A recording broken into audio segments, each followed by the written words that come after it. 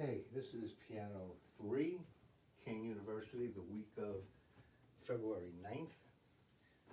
And there's not much new. February 9th, we're going to finish the Bach Prelude this week because next week is the test. And when you play this Bach Prelude, it's really got to be very, very well played. It's not just a one-week assignment. You've had almost a month at this point. So you have to play it very well. So I'm going to give you some insight into this Bach Prelude that I need you to do. And then we're just going to finish the E scale arpeggios and scales, which is what we did last time. And we're going to add a little bit to the fracompo. But we're going to do something with cadences. We'll talk about that. With the Bach Prelude, if you happen to have a pedal, if you happen to have weighted keys, and it's touch sensitive, and you have a pedal, these are all the things you must do. You don't even have to pedal, because if you pedal, that's fine, but these two notes here give you the pedal that Bach didn't have in those days, or certainly in the early part of his life. So, pedaling will be optional, let's say optional, but you should get in the habit of using it. Number two, dynamics. Have to have these dynamics. Now, one student played it for me last week. She has the whole thing. And I loved what she did. She was upset that she was ignoring the dynamics on the page, but came up with her own. And I told her what I'm going to tell you, that the person who edited this book, Lanning, he has his own dynamics. Bach didn't write dynamics in this because the keyboard they had didn't have much in the way of dynamics. So you can make up your own dynamics, but there are some things that are kind of said and true on the second page where that G begins, and so on and so forth, where it starts to crescendo, excuse me. That's got to be a crescendo there. That can't be a decrescendo. But these dynamics are pretty much what people do. All you have to do is something she did. She went on YouTube and she got 3 or 4 different pianists playing it. Said they're all different. I said, yep, they're all different. Nobody plays Bach the same. Nobody. But the notes are the same. So we need the notes to be perfect, number one. Then we worry about the expression, the interpretation, the phrasing, and so on. But I still recommend, after what I heard last week, is that you play in blocks.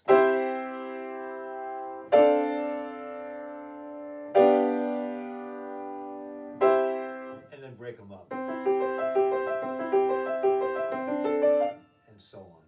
That's my suggestion to you. So you've now had a week on the second page. So what I'm going to do, I'm going to start on the second page. Of course, 2 weeks ago, you finished on the second measure, second page. You played.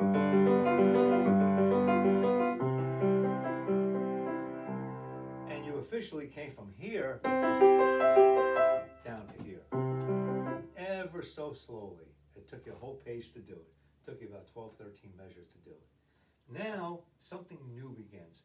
As soon as you see an accidental in any music, piano music, this music, your own instrument, you're singing. When you see a flat, I'm now on page 85 on the top system, third measure. You suddenly see a B flat. That's telling you something. That's telling you that we've borrowed a note from the F scale. And we're no longer in the key of C for that split second. Just a second. It's not a modulation. It's not even a tonicization. It's simply a color chord, and it resolves. So C7, that chord, becomes the 5/7 of F, so it resolves to F. F. Now, when you see the F sharp in the next measure, it's creating a bass line. You have an F, F sharp, G, A flat. A chromatic bass line. Pop music, jazz is full of bass lines. Bach did it then. Somebody even said to me yesterday at a lesson, gee, isn't this a major 7, this chord? I said, yeah. He said, isn't that modern? I said, Bach did it. When you're playing something in the 20th century, 21st century, and forevermore, and you see a major 7, you think it's new, it's ingenious. No, Bach did in 1700. Not a big deal. So he knew all these things already, and he created these. Don't forget, before Bach, he didn't have these kinds of harmonies. So I'm on the second page. I'm staying on the second page. I won't say that anymore. Second line. You have an F in the bass, F sharp, G,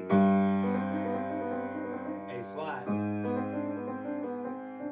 when you get to the third line, second measure, soften up, so that you can make a huge sweep of a crescendo. So I'm now on the third line, second measure.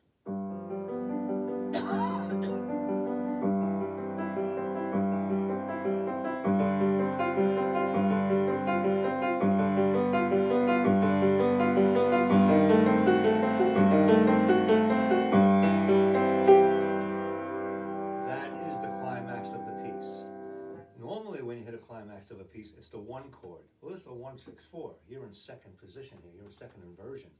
So it's a G. It's a C chord with a G in the bass. The G still hasn't relented. Now you don't play it this way. I'm pounding out the G to make a point.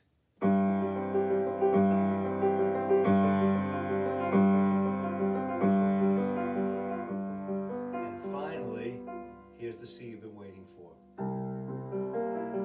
But not a C chord, it has the B flat in it, so it's a C7 chord. A couple of people had trouble with these last measures. Let me show you again. The C and the C stay down, and everything else is right hand. You outline the F major arpeggio.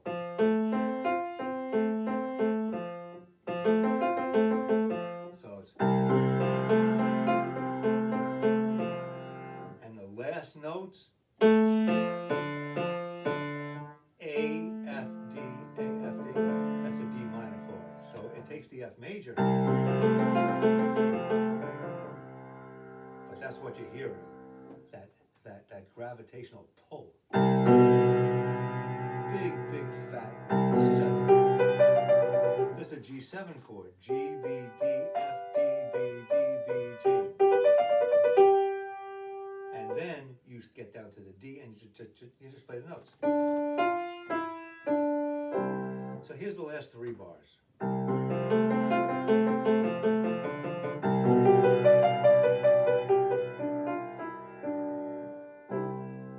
And connect the D to the last chord. Don't play, don't do this. Make it. Okay? So I've gone over this pretty much the first week. The second week I did the whole thing for you.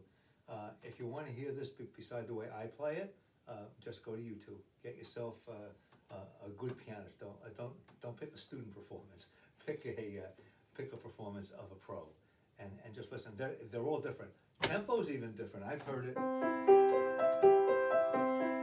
and I've heard this.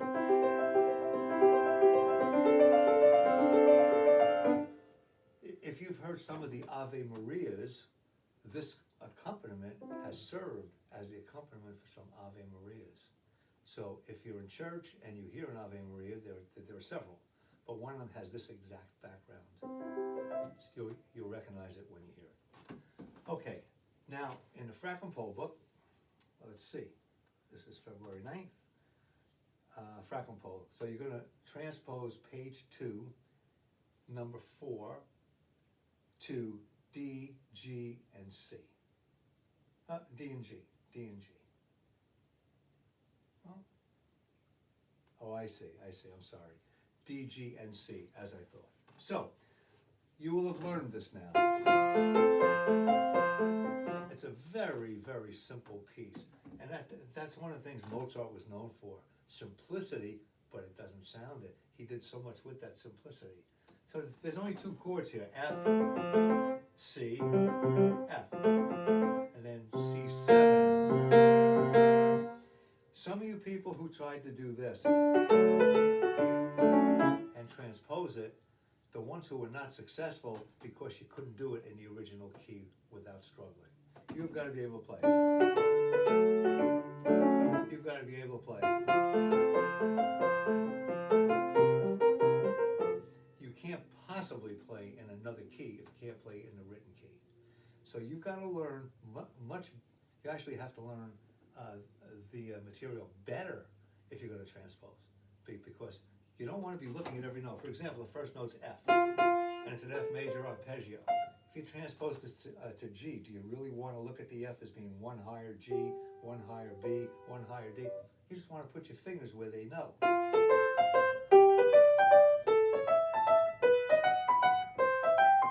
Wherever you put your fingers, you do the same thing in that key. So what you have here is, I'll just do a few measures.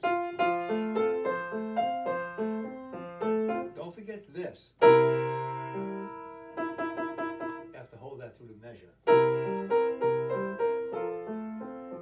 Then you intellectualize, you make it academic. You say I have an F major, C major without the third, and back to F. So the first one says, let's put it in the key of D. So now you're in D. So your left hand that was doing this is now in D. I want to show you a little trick I may or may not tell you in the actual lesson. The trick is, look at the left hand. It's written F-A-C, F-A-C. If you want to put it in the key of D, all you have to do, when it's a third, you change the key signature to the key of D, which is 2 sharps, and instead of reading bass clef, you read treble clef. What's in treble clef? Those notes are D, F sharp, A, D, F sharp, A, E, A. Now you can actually read it. You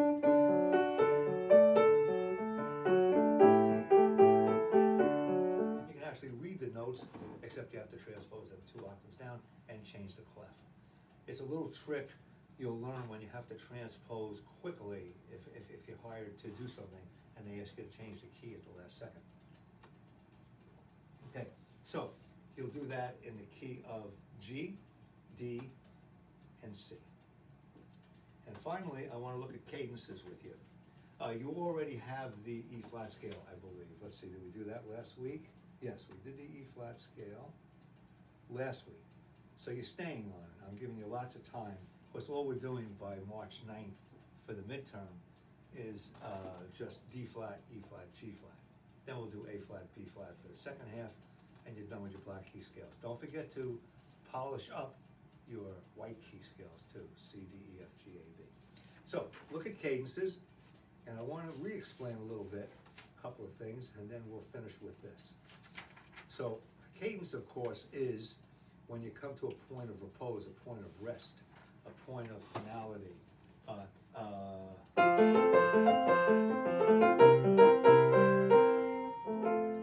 That's a cadence. Second line. Different cadences, you probably study them in theory. You have your plagal cadences, your half cadences, your authentic cadences, your imperfect. You have a bunch of different kinds of cadences. That's for your theory class. This is for here. So let's review C, which is both hands play a C chord. Both hands play an F chord with a C in the bass.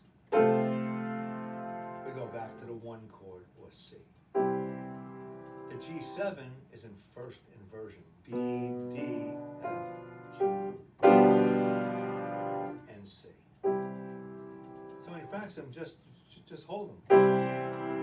Push the pedal down so you can get to the next note. You always pedal chords. Always, always. Always pedal your chords. Always pedal chords. Then you make it minor. But not the 5-7. That's always major, because in harmonic minor, 5 is major. Next, you put the C in the bass. Get this bass line with your fingers. Some of you have keyboards that don't have this G on it. Just play this G twice. Either way, doesn't matter. So now I have a C chord, but now my F chord is loaded with a root. Now my My C chord has a G in the bass, making it a 1-6-4, or C/G. When you play pop, jazz, show tunes, you're going to see a chord, and if they want a different note in the bass other than the root of the chord, they put a slash. 5-7-1. Minor.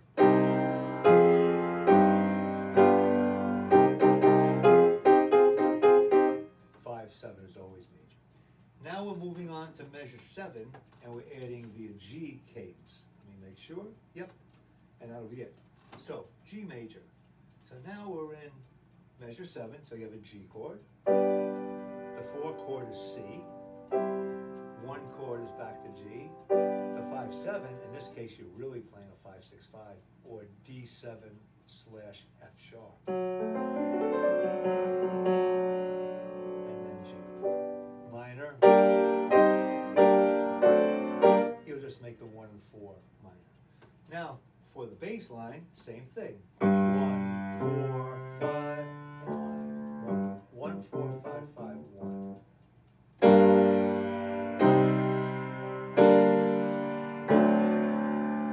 Okay, so major. Okay, so G major, C major, G major, D7, G. Minor, G minor, C minor, minor, 7. So what we're doing is we're playing only the first 2 measures of each key. So measure 1 and 2. Now we're on measure 7 and 8. Next week we'll be on measure 13 and 14. We're only playing the first chords that start on root position. In piano 4, we do all the other ones, and they start in different inversions. Therefore, every chord that follows is different. So learn this one, and we're going to get through almost all these chords this semester. And that's it. And again, you know you can always call me for extra lessons if you need it. Be glad to do it. Never say no, I promise.